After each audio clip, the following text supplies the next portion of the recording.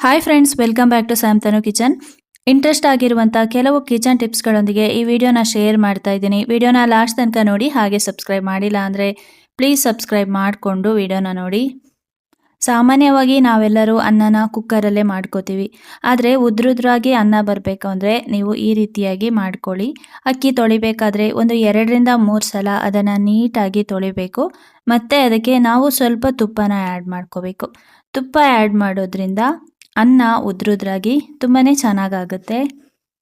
ನಾವು ಚಾಪಿಂಗ್ ಬೋರ್ಡ್ಗಳನ್ನು ಯೂಸ್ ಮಾಡ್ತಾ ಇರ್ತೀವಿ. 2 ಚಾಪಿಂಗ್ ಬೋರ್ಡ್ಗಳನ್ನು ಇಟ್ಕೊಳ್ಳಿ. ಒಂದು ವೆಜಿಟೇಬಲ್ ಎಲ್ಲ ಕಟ್ ಮಾಡೋದಕ್ಕೆ, ಇನ್ನೊಂದು ನಾನ್ ವೆಜ್ ಕಟ್ ಮಾಡೋದಕ್ಕೆ. ಚಿಕನ್ ಕಬಾಬ್ ಮಾಡಬೇಕಾದ್ರೆ ಕೋಟಿಂಗ್ ಸರಿಯಾಗಿ ಆಗ್ತಾ ಇರಲ್ಲ, ಅಂದರೆ ಎಣ್ಣೆಗೆ ಬಿಟ್ಟಾಗ ಎಲ್ಲ ಬಿಟ್ಕೊಳ್ತಾ ಇರುತ್ತೆ. ಆ ಥರ ಆಗಬಾರ್ದು ಅಂದರೆ ನೀವು ಮಸಾಲಾನ ನೀಟಾಗಿ ರೆಡಿ ಮಾಡ್ಕೋಬೇಕಾಗತ್ತೆ. ನಾನಿಲ್ಲಿ ಖಾರ ಪುಡಿ, ಧನಿಯಾ ಪುಡಿ, ಜೀರಿಗೆ, ಶುಂಠಿ ಬೆಳ್ಳುಳ್ಳಿ ಪೇಸ್ಟು, ಹಾಗೆ ಸ್ವಲ್ಪ ಅರಿಶಿನ, ಚಕ್ಕೆ ಪುಡಿ, ಜೊತೆಗೆ ಕಾರ್ನ್ಫ್ಲೋರನ್ನು ಆ್ಯಡ್ ಮಾಡ್ತಾ ಇದ್ದೀನಿ. ಹಾಗೆ ಉಪ್ಪು. ನಾವು ಮೊಟ್ಟೆನ ಹಾಕಬೇಕಾದ್ರೆ ಅದರಲ್ಲಿ ಯೆಲ್ಲೋ ಪಾರ್ಟ್ ಏನಿದೆ ಅದನ್ನು ಹಾಕಬಾರ್ದು, ಒಂಥರ ಸ್ಮೆಲ್ ಬರುತ್ತೆ. ಅದಕ್ಕೆ ಬದಲಾಗಿ ವೈಟ್ ಪಾರ್ಟ್ ಏನಿದೆ ಅದೇ ಸಾಕಾಗುತ್ತೆ. ಇದನ್ನೆಲ್ಲ ಹಾಕಿ ನಾವು ಚೆನ್ನಾಗಿ ಇದನ್ನು ಮಿಕ್ಸ್ ಮಾಡ್ಕೋಬೇಕು. ಕಾರ್ನ್ಫ್ಲೋರ್ ಹಾಕೋದ್ರಿಂದ ಕೋಟಿಂಗ್ ತುಂಬಾ ಚೆನ್ನಾಗಿ ಬರುತ್ತೆ. ಎಣ್ಣೆನಲ್ಲಿ ಹಾಕಿದಾಗ ಅದು ಬಿಟ್ಕೊಳ್ಳೋದಿಲ್ಲ. ತುಂಬ ಲಿಕ್ವಿಡ್ ಥರ ಕೂಡ ಮಾಡೋಕ್ಕೆ ಹೋಗಬೇಡಿ, ಆವಾಗಲೇ ನೀರೆಲ್ಲ ಬಿಟ್ಕೊಳ್ಳೋದಕ್ಕೆ ಸ್ಟಾರ್ಟ್ ಆಗುತ್ತೆ. ಆದಷ್ಟು ಚಿಕನಲ್ಲಿ ನೀರು ಇಲ್ಲದೆ ಇರೋ ಥರ ನಾವು ನೋಡ್ಕೋಬೇಕಾಗುತ್ತೆ.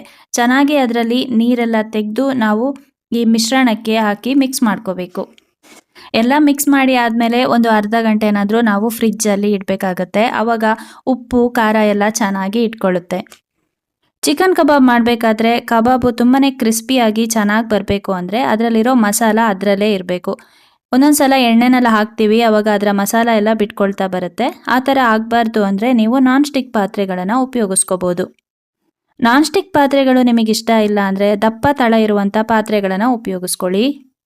ಆದರೆ ಅಲ್ಯೂಮಿನಿಯಂ ಪಾತ್ರೆಗಳನ್ನು ಫ್ರೈ ಮಾಡೋದಕ್ಕೆ ಉಪಯೋಗಿಸೋದಕ್ಕೆ ಹೋಗಬೇಡಿ. ಯಾಕಂದರೆ ಅಲ್ಯೂಮಿನಿಯಂ ಪಾತ್ರೆಗಳಲ್ಲಿ ನಾವು ಈ ರೀತಿ ಕಬಾಬ್ ಪೀಸನ್ನು ಹಾಕಿದಾಗ ಅದು ತಳದಲ್ಲೇ ಅಂಟ್ಕೊಬಿಡುತ್ತೆ ಮತ್ತು ಮಸಾಲ ಎಲ್ಲ ಬಿಟ್ಕೊಳ್ತಾ ಬರುತ್ತೆ. ಚಿಕನ್ ಪೀಸಸ್ಗಳಿಗೆ ಹಾಕಿರುವಂಥ ಮಸಾಲ ಸ್ವಲ್ಪ ಕೂಡ ಬಿಡಬಾರ್ದು ಅಂದರೆ ಈ ಥರ ಮಾಡಿ. ಎಣ್ಣೆಗೆ ಹಾಕಿದ್ಮೇಲೆ ಒಂದು 7 ನಿಮಿಷ ಒಂದು ಬದಿ ಫುಲ್ ಬೇಯಬೇಕು. ಅಲ್ಲಿ ತನಕ ನಾವು ಅದನ್ನು ಟರ್ನ್ ಮಾಡಬಾರ್ದು. ಮೀಡಿಯಂ ಫ್ಲೇಮಲ್ಲಿಟ್ಟು ಒಂದು 7 ನಿಮಿಷ ಅದನ್ನು ಚೆನ್ನಾಗಿ ಬೇಯಿಸಿ. 7 ನಿಮಿಷ ಆದಮೇಲೆ ಟರ್ನ್ ಮಾಡಿ ಇನ್ನೊಂದು ಬದಿ 7 ನಿಮಿಷ ಬೇಯಿಸಿ. ಈ ಥರ ಮಾಡೋದ್ರಿಂದ ಚಿಕನ್ ಪೀಸ್ ಕೂಡ ಚೆನ್ನಾಗಿ ಬೇಯುತ್ತೆ. ಹಾಗೆಯೇ ಮಸಾಲ ಕೂಡ ಅದರಲ್ಲಿ ಬಿಟ್ಕೊಳ್ಳೋದಿಲ್ಲ. ನಾವು ಪದೇ ಪದೇ ಸ್ಪೂನ್ ಹಾಕೋದ್ರಿಂದ ಅದರಲ್ಲಿರೋ ಕೋಟಿಂಗ್ ಎಲ್ಲ ಬಿಟ್ಕೊಳ್ತಾ ಬರುತ್ತೆ.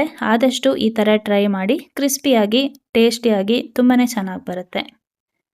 ಫಿಶ್ ತವಾ ಫ್ರೈ ಮಾಡಬೇಕಾದ್ರೆ ಅದಕ್ಕೆ ಸ್ವಲ್ಪ ರವೆನ ಹಾಕ್ಕೊಳ್ಳಿ. ಈ ರೀತಿ ಮಾಡೋದ್ರಿಂದ ಮಸಾಲ ಬಿಟ್ಕೊಡೋದಿಲ್ಲ. 2 ಬದಿ ಕೂಡ ನಾವು ಈ ರೀತಿ ರವೆನ ಸ್ಪ್ರೆಡ್ ಮಾಡಿದ್ರೆ ಮಸಾಲ ತುಂಬಾ ಚೆನ್ನಾಗಿ ಹಿಡಿಯುತ್ತೆ, ಎಲ್ಲೂ ಕೂಡ ಬಿಟ್ಕೊಡೋದಿಲ್ಲ. ಒಂದು ಬದಿ ಬೇಯೋದಕ್ಕೆ ಅಟ್ಲೀಸ್ಟ್ ಒಂದು 7 ನಿಮಿಷನಾದರೂ ಬೇಕು. ಮುಚ್ಚಿ ನಾವು 7 ನಿಮಿಷ ಒಂದು ಸೈಡು ಬೇಯಿಸಿದ ಮೇಲೆ ಮತ್ತೆ ನಾವು ಇನ್ನೊಂದು ಸೈಡಿಗೆ ಟರ್ನ್ ಮಾಡ್ಕೋಬೇಕು. ಈ ಥರ ಮಾಡೋದ್ರಿಂದ ಮಸಾಲ ಎಲ್ಲಿ ಕೂಡ ಬಿಟ್ಕೊಡೋದಿಲ್ಲ. ಟೇಸ್ಟ್ ಕೂಡ ಚೆನ್ನಾಗಿ ಬರುತ್ತೆ, ಹಾಗೆ ಕ್ರಿಸ್ಪಿಯಾಗಿ ಬರುತ್ತೆ. ನೀವೇನಾದರೂ ವೆಯ್ಟ್ ಲಾಸ್ ಮಾಡ್ಕೋಬೇಕು ಅಂತ ಇದ್ದರೆ ಅಥವಾ ಹೆಲ್ದಿಯಾಗಿರುವಂಥ ಒಂದು ಬ್ರೇಕ್ಫಾಸ್ಟ್ನ ತಗೋಬೇಕು ಅಂದರೆ ಈ ರೀತಿಯಾಗಿ ಮಾಡ್ಕೊಳ್ಳಿ. ಒಂದು ಪ್ಯಾನ್ನ ಬಿಸಿಗಿಟ್ಟು ಅದಕ್ಕೆ ಆಲಿವ್ ಆಯಿಲು, ಬೆಳ್ಳುಳ್ಳಿನ ಫ್ರೈ ಮಾಡಿ ಅದಕ್ಕೆ ಚೆನ್ನಾಗಿ ತೊಳೆದಿರುವಂಥ ಪಾಲಕ್ ಸೊಪ್ಪನ್ನ ಹಾಕಿ ಅದನ್ನು ಚೆನ್ನಾಗಿ ಫ್ರೈ ಮಾಡ್ಕೊಳ್ಳಿ. ಏನಿಲ್ಲ ಅಂದರೂ 3ರಿಂದ 4 ನಿಮಿಷ ಚೆನ್ನಾಗಿ ಅದನ್ನು ಫ್ರೈ ಮಾಡ್ಕೋಬೇಕು. ಮತ್ತು ನಿಮಗೆ ಯಾವ ರೀತಿ ತರಕಾರಿಗಳಿಷ್ಟ ಅದನ್ನು ಸ್ಟೀಮ್ ಮಾಡ್ಕೊಳ್ಳಿ.